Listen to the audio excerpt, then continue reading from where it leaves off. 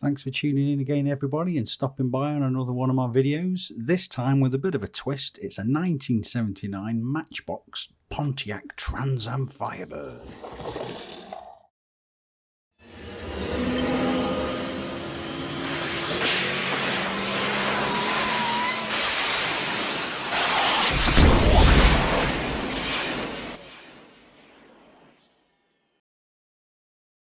Well, I hope that didn't startle you too much, but at least give you a bit of an inkling as to where we're going with this video.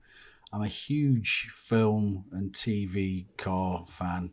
Smoking the Bandit and Cannonball Run for me as a kid, I absolutely loved. Spent many hours sat in front of the TV watching them over and over again. Again, the General Lee and Dukes of Hazzard, this Hot Wheels Dixie Challenger always used to stand in for me doing all the car chases and whatnot. So again, another big part of my childhood. The Fall Guy, loved the film. The car, it was from Ertl, if my memory serves me right. It was a little bit cheap and cheerful, like out of a Christmas cracker, and even back then it got some abuse, but nevertheless I did enjoy it. And the DeLorean, great film, absolutely love it. These cars came out a bit later on in my year, so I never actually played with these ones. These were more of a collector's item. But what I did on my Instagram a while back was do a mashup between the two. I took a Hot Wheels Dodge Charger and mashed that and the DeLorean together and came up with Back to Hazard. So got a lot of interest in it. Never actually filmed that one at the time, so I thought now's the time to get cracking and do something along the theme with perhaps my all-time favourite car as a kid, this Pontiac Trans Am Firebird. Now then, this time around, I don't actually want to strip this car down and restore this one. As daft as it sounds, this one I played with, it was in my pocket, it went absolutely everywhere. And I think for nostalgic purposes, I really, as sad as it sounds for a 43-year-old bloke, I really don't want to take this apart. It's got a lot of memories attached to it. But as it so happened, I found for 30 pence at this toy collector's fair a few weeks back, was this cheap Tony the Tiger one, which you got with collecting tokens from Kellogg's Frosties at the time. Quite funny how Tony the Tiger, this animated character as a kid, used to be sat in this big American muscle car. It always used to make me laugh, but it's not a particularly pretty thing. So for 30 pence, it's the same car. I'm going to butcher this one, effectively. So my all-time favourite, this Pontiac Firebird, and it really was my all-time favourite car as a child. I'm going to savour that one. I'm going to put it to one side and I'm not going to do anything with it. So this girl is going to get it. Now, as always, I start with drilling the old body and tapping it, ready to put the body back on again. But I've already done a video on that, so please go and check out my channel and find out what that video is all about. But once you take that off, typical of the era again with these Matchbox, a lovely little bit of spring steel in the middle, really easy to get the wheels off. But it gives a good little suspension setup as well. Not quite as soft and long in stroke as the majorettes, but I think for scale purposes it's pretty good actually. It's more like a real car. So all in all, not a bad condition. Interior's okay, windscreen assembly's okay. We'll have a look at the body underneath once we take the paint off it. But as always, I'll drop it in my pot to take the paint off. And again, I've done a video on this as well, so without bogging this video down too much, going over old ground, go and check out my other video in the playlists on how to remove the paint. There's 4 different methods which I use, so they're all in there.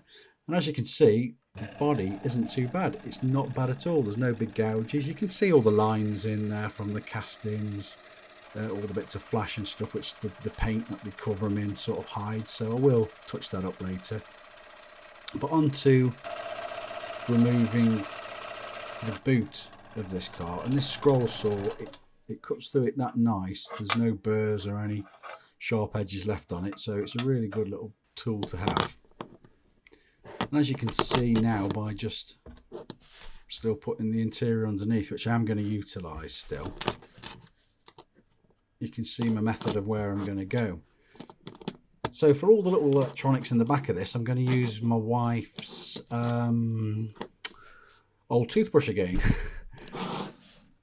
I've been keeping a lot of these old little electronics to one side because of when I did this Back to Hazard card. They come in really, really handy.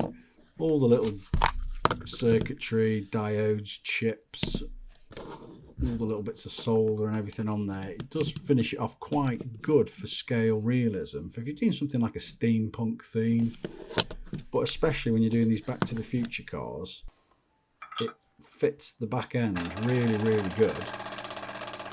And it's fairly straightforward to cut through. Do take care. I have in the past, when I've cut through these, got a bit of a spark off them and quite a hefty smell, so just take care when you're going through it. There's all kinds of weird and wonderful bits of electronics and probably little bits of charge and whatnot left in them, so do take care. A bit of a rogue, but if you take your time, it should be okay.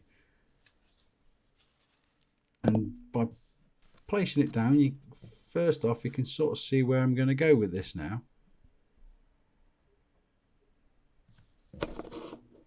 I think you'll all agree, for scale, it's not too bad of what all the little gubbins are in the back of the DeLorean in Back to the Future. So just take your time, cut them to shape, sand them to shape, grind them to shape, whatever suits you.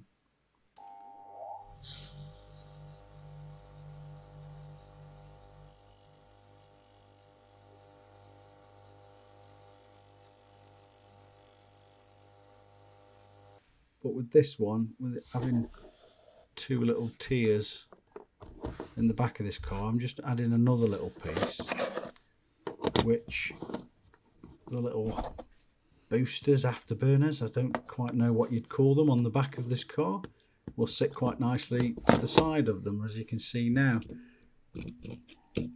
Again, I made them out of styrene. No prizes for guessing there what I was going to use for this, but it's a fairly straightforward process. Just treat it almost like using Meccano or Lego. Just slowly build things up step by step each time. And what I'm doing now is just making a little shelf, one for a better word, for these little afterburners to sit on. And there's no exact science for measurements on this. If it sits in there quite nice, just draw a line and cut away.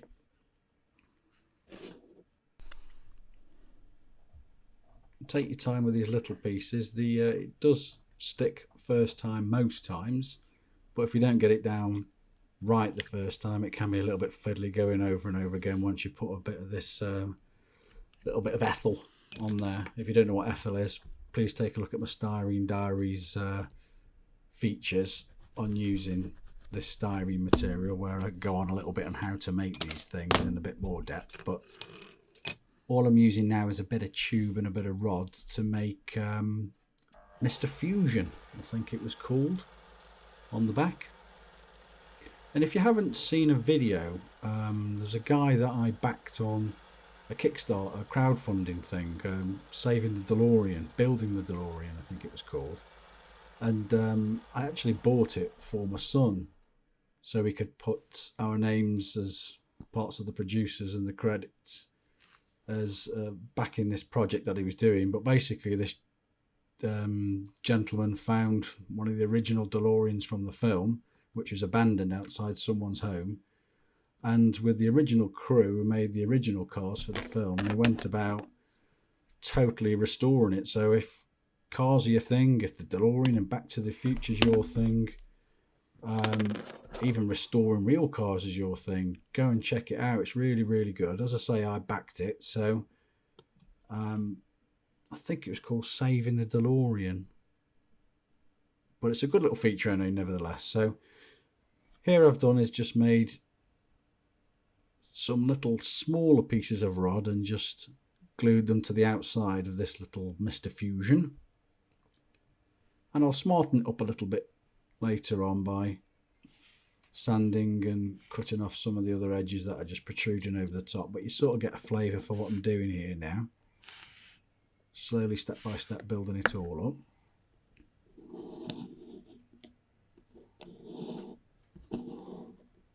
So on to making little after. I think they're called afterburners. I don't quite know what you would call them. As I said, I don't. Such a unique car. There's all these weird and wonderful things all over it. I don't think there is any real names you can call them, but it's a lot easier the second time round. Doing this the first time round with the Back to Hazard car that I did, it was a little bit suck it and see really, and I did a few little iterations of this of which worked best to make the little fins and grills in the internal parts of this. But doing this the second time round, you learn a little bit from the first time, so you can make some more minor adjustments and do things a little bit more differently. And I think there's a few more I've got in the pipeline to do, not necessarily on film and TV cars, but I've quite enjoyed making these little mash-up Back to the Future, well, not even Back to the Future, just little mash-up time machines, so there will be some more coming along at a later date as well. So steadily it's starting to take a little bit of shape. I don't quite know the reasons why I loved smoking the Bandit so much as a kid. I think it's just more to the fact that it was all noise and jumps, no CGI. Well, again as a kid I wouldn't really know what of CGI and all the special effects were, but if you look back at them now, some of the younger generation may probably laugh at them, but you know, it was all done in real time. They smashed up real cars, they blew up real things. It was, when you think of everything that went into them, they were great films. They really, really were. So another good one was Hooper with Burt Reynolds. I don't know if you've ever seen that one, but go and check it out. The one where he's a stuntman. He smashed up loads of cars in that, and I think he does a bit of a spin in one of these Firebirds as well. So I'm waffling on a little bit about Burt now. So here I'm just making the rear bulkhead to fit all the elements of the interior to the car, the flux capacitor and what have you. It's a straightforward thing, piece of flat sheet, offer it up,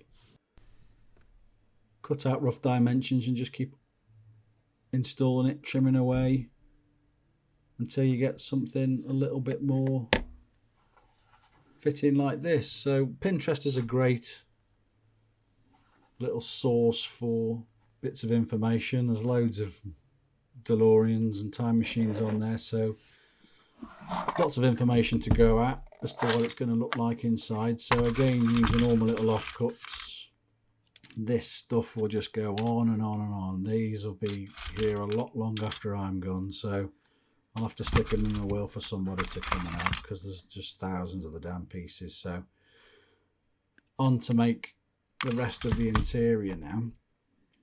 And I'm going to start really with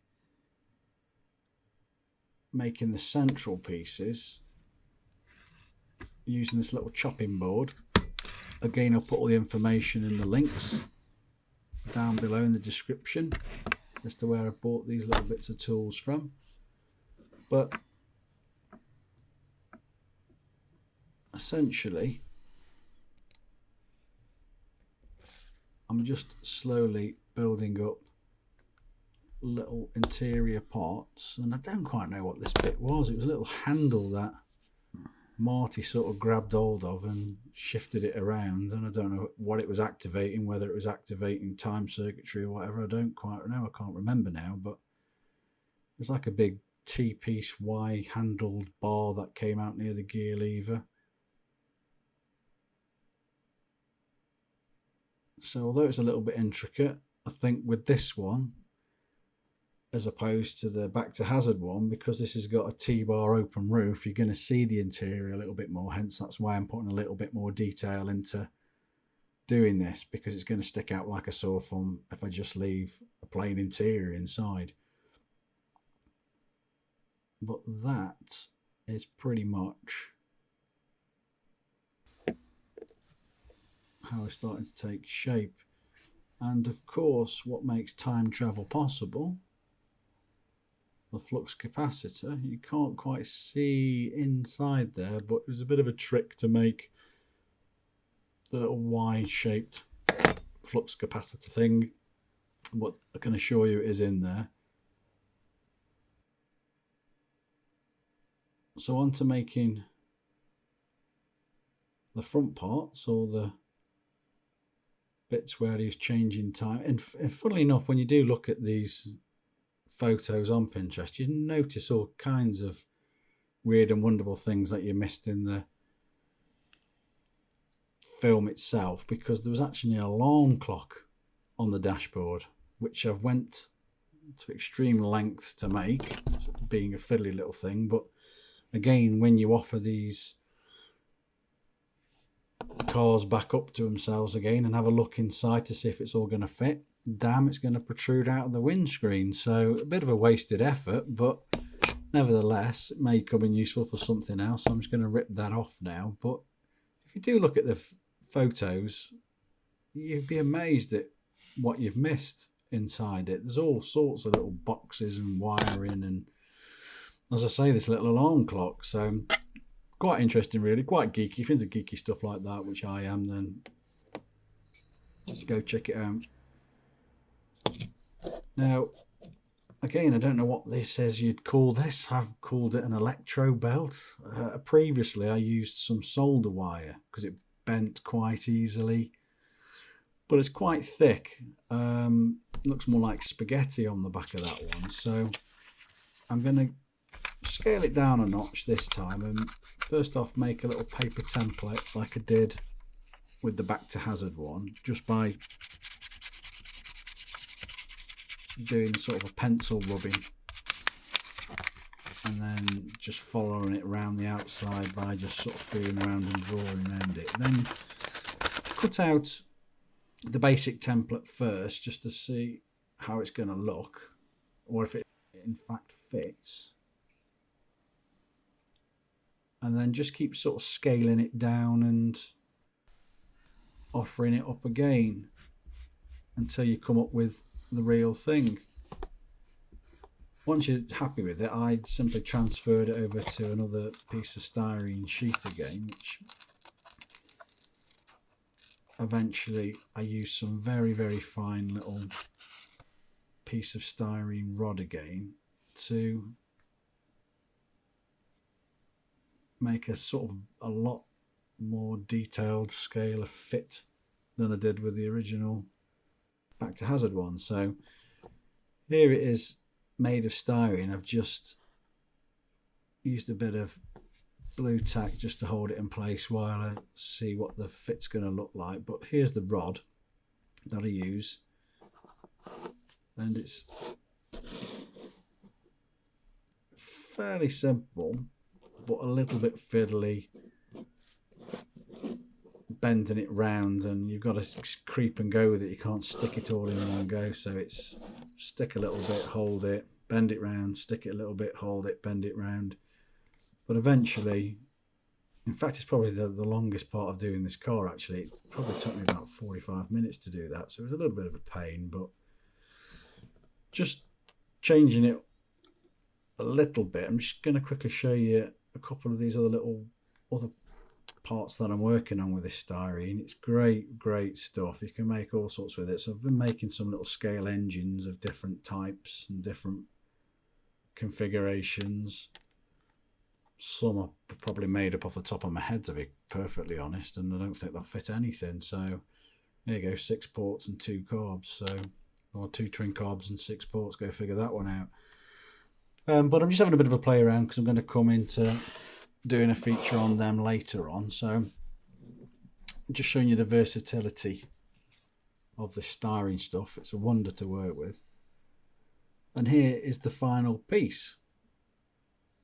I've called them an electro belt. I don't know what you're going to call them. Like I say, the DeLoreans are such a unique car. I don't think even the people when they were making it knew what half the parts they were going to be called. So there you go. It's an electro belt.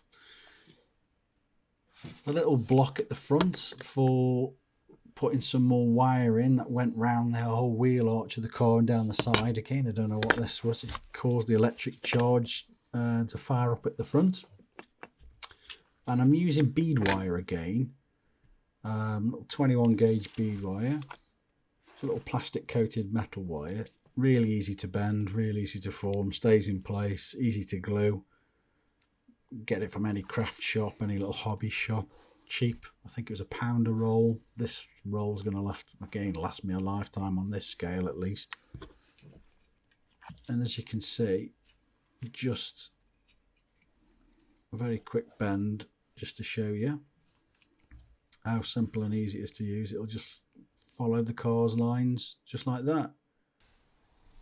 And for wheels this time, I'll put the link in the description. Another great guy on Instagram, a builder, Diecast DXP, he used this guy.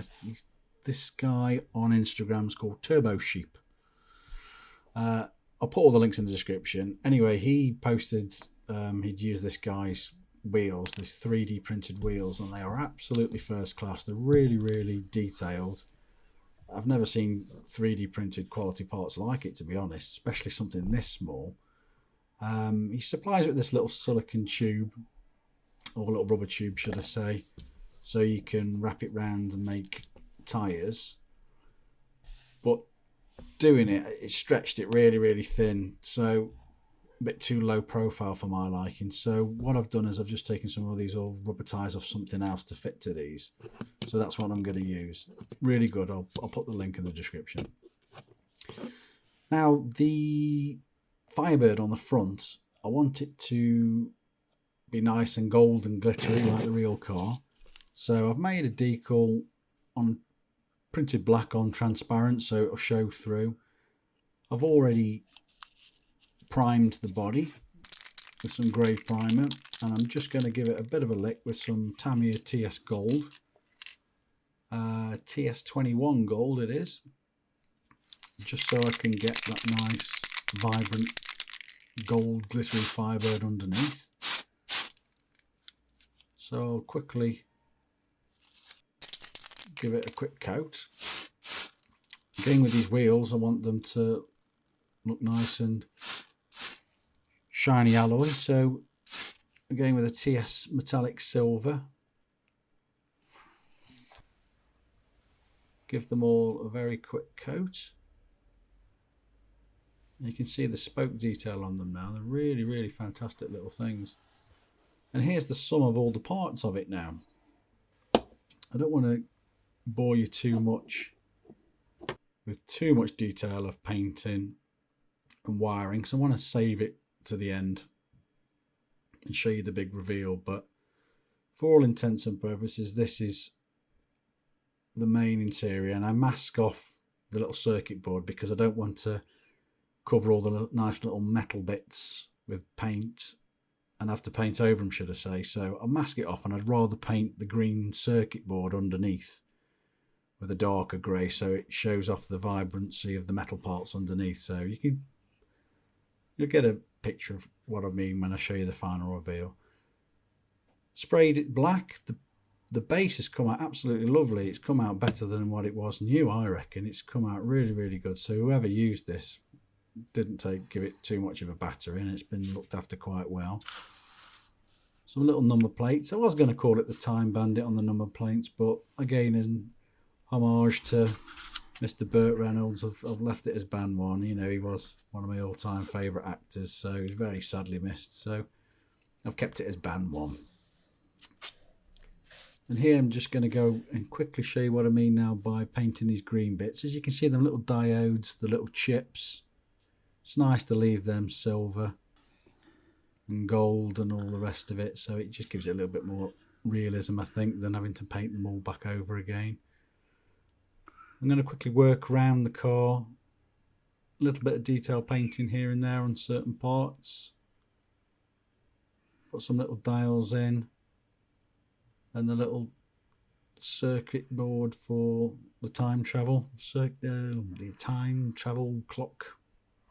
Where he's going, where he's been, and where you were, I think Doc said. And then with the wiring inside, again, I've used a bit of bead wire. I've used 2 different flavours this time. And I've simply just taken a thicker gauge red and quite a thin gauge silver and simply just wrapped them round and round and round each other and come up with something along the lines of this, which I think you can just about make out, and sat it inside the car to finish it off. And again, with the thicker bead wire that I mentioned earlier, this is the little part going around the arches, and I'll just, because I've already bent it to shape, I'll just quickly show you roughly where I'm going with it,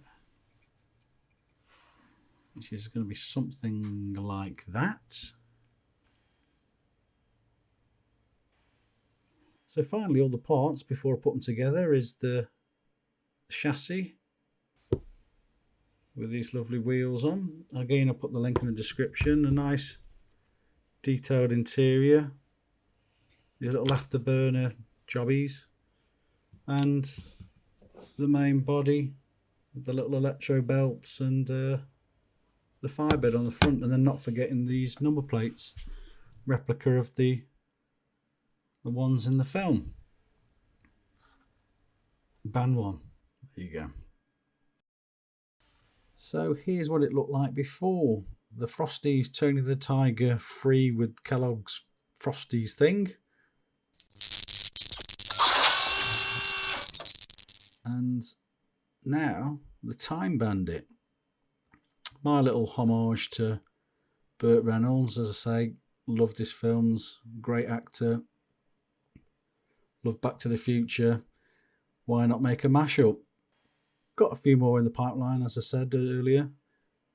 I won't let on what they're going to be just yet, but I hope you like this one. I've wanted this one to be a roller and not in hover mode, although I have got a few more of these other cars knocking around, so I could make a hover mode version and then try and make my own little Lego movie, Matchbox movie with it for a bit of a laugh. So who knows, I may go down that route, or I'm just waffling on, just talking nonsense now, but I hope it's inspired some of you to have a go at making some of these yourselves. I've seen some sort of steampunk flying ones knocking around on Instagram, so as always, I appreciate you taking the time to look, like, watch, subscribe, comment, as you all do. Until next time, thank you indeed, and all the best.